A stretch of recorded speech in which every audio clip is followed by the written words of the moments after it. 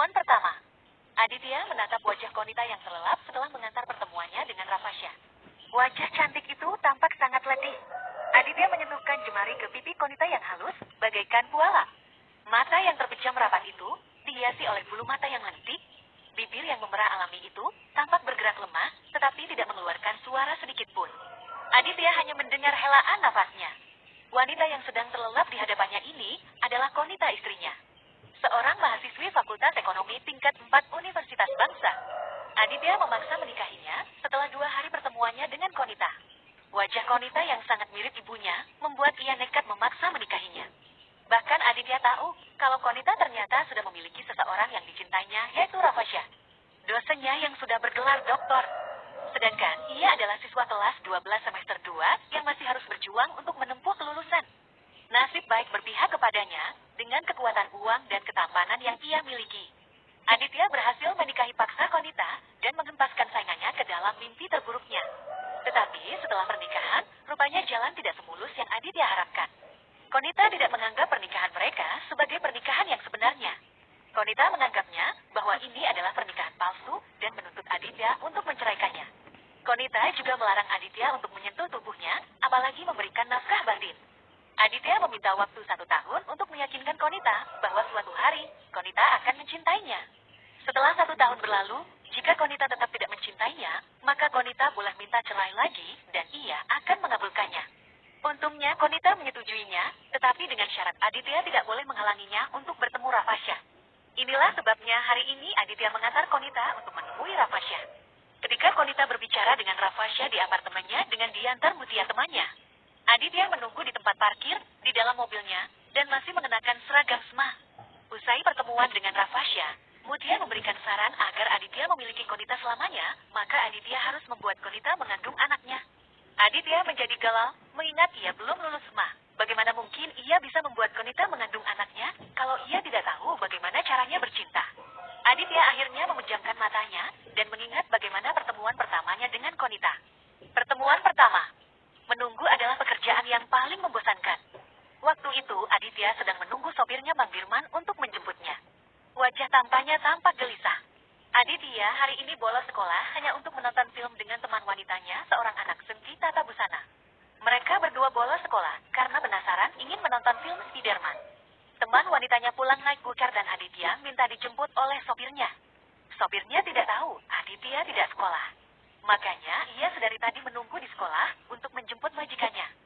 Siapa sangka, ia malah disuruh menjemput ke depan mal besar di tengah kota Bandung. Majikannya bolos sekolah lagi. Aditya menghembuskan nafasnya. Ia sangat kesal dengan sopirnya yang sangat lelet. Ia menyesal tidak membawa mobilnya sendiri. Aditya merasakan perutnya juga lapar. Ia tadi hanya makan makanan yang ada di bioskop dan tidak sempat makan apa-apa lagi, karena teman wanitanya sudah ditelepon ibunya disuruh pulang.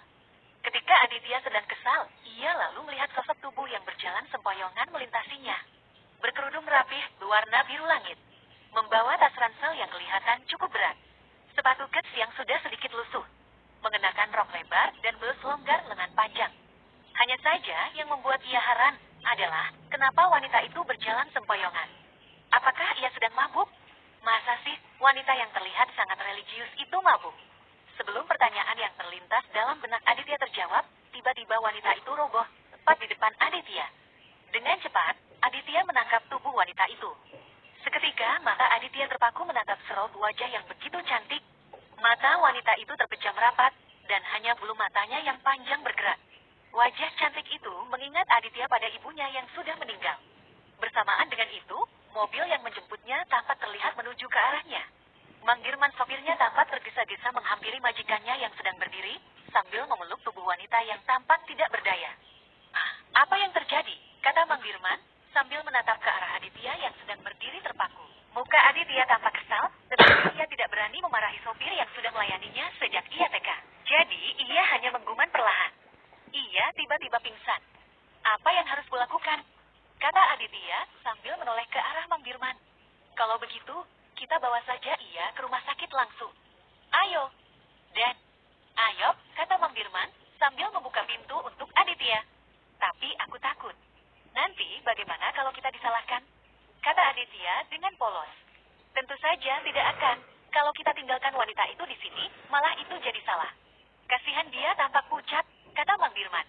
Mendengar perkataan dari Mang Dirman, Aditya segera masuk ke dalam, sambil membawa wanita itu masuk. Lagi pula kecantikan wanita itu sangat menarik perhatian Aditya. Seperti kata pepatah, mana ada buaya yang menolak bangkai. Di dalam mobil, Aditya segera melepaskan pelukannya dan membiarkan wanita itu menyender ke sandaran mobil.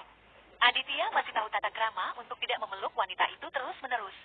Hanya saja tata kramanya menjadi luntur ketika Aditya melihat betapa indah bibir wanita yang sedang bersandar di bahunya ini. Dan ketika mobil berbelok, tubuh wanita itu malah melorot ke dalam pangkuannya. Aditya menjadi terpaku dengan wanita itu dalam pelukannya. Aditya memang tidak bermaksud kurang ajar, tetapi ia tidak dapat menahan dirinya, sehingga kemudian ia mendekatkan mukanya dan hendak menempelkan bibirnya yang seksi itu ke bibir wanita yang ada di pelukannya. Tetapi baru saja bibirnya hendak menyentuh bibir wanita itu. Wanita itu mengerang dan merintih. Aditya tentu saja kaget dan segera menarik kembali kepalanya dari wajah si wanita. "Kakak, apa kakak sudah sadar?" kata Aditya kepada wanita itu. Wanita itu tampak terkejut mendengar suara laki-laki. Badannya seketika tegak, walaupun kepalanya terasa sangat pusing. Siapa kamu? Ada di mana aku?" katanya dengan mata melotot lebar. Aditya malah terpaku melihat mata sayu itu berusaha melebar. Agaknya wanita itu berusaha melotot ke arah Aditya, tetapi kelihatannya dia gagal melakukannya kalau tujuan melototnya itu untuk menakuti Aditya. Karena mata yang melotot itu malah menghasilkan keindahan, bagaikan kerlip bintang di langit. Wajah wanita itu memiliki raut wajah seperti ibunya. "Aku adalah laki-laki yang sudah berjasa kepadamu. Aku menolongmu karena kau tiba-tiba jatuh di depanku," kata Aditya sambil tersenyum mengedipkan matanya. Aditya memberikan nilai 11 untuk kecantikan wanita itu dalam skala 1 sampai 10, saking cantiknya wanita itu di mata Aditya. "Kah, kau sungguh kurang ajar," ujar wanita itu sambil menatap Aditya dari ujung kaki ke ujung rambut. Aditya memakai kaos warna hitam, tetapi celana seragam abu-abunya membuat Konita tersadar kalau pria yang di hadapannya ini adalah anak Sma. "Apakah kau anak Sma?" tanyanya sambil kembali menatap wajah Aditya. "Tentu saja. Aku anak SMA yang sangat tampan, bukan anak yang kurang ajar.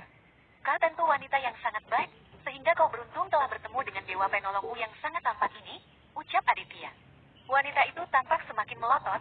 Anak SMA di depannya itu memang sangat tampan, tetapi juga konyol. Bulu alisnya sangat tebal dengan mata yang besar dan cerah.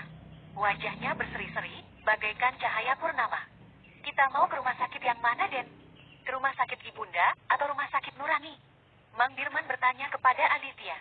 "Rumah sakit? Tidak. Aku tidak apa-apa. Turunkan saja aku di depan," ucap wanita itu dengan panik. "Ke rumah sakit?" Terbayang olehnya uang administrasi yang harus ia bayarkan jika harus ke rumah sakit. Padahal di dalam dompetnya tidak ada uang sama sekali. Bukankah ia pingsan karena tidak tahan pusing setelah berjalan cukup lama dari kampusnya, ditambah dia juga belum makan sama sekali. Setelah berjalan hampir 3 kilometer di bawah terik matahari dan debu jalanan, membuat kepalanya pusing karena kelelahan. "Tapi Neng tampak tidak sehat," kata Mang Dirman, tampak sangat khawatir dengan kondisi wanita itu. "Iya benar kakak. Kalau kakak nanti pingsan lagi di depan, pertolongan kami akan jadi sia-sia," kata Aditya. Wanita itu tampak tersenyum mendengar kepolosan Aditya. "Tentu saja tidak sia-sia. Kebaikanmu ini akan dicatat oleh Allah sebagai suatu amal kebaikan. Nah, izinkan aku turun sekarang," kata wanita itu bersikeras. Aditya menatap Mang Dirman untuk meminta pendapat, dan Mang Dirman malah menepikan mobilnya di tempat yang aman. Aditya tahu kalau Mang Dirman memberikan isyarat kalau wanita itu boleh pergi. Mang Dirman akan turun untuk membukakan pintu mobil, tetapi Aditya tampak mencegahnya. "Jangan Mang Dirman, biarkan aku saja," kata Aditya sambil keluar dari mobil dan membukakan pintu mobil untuk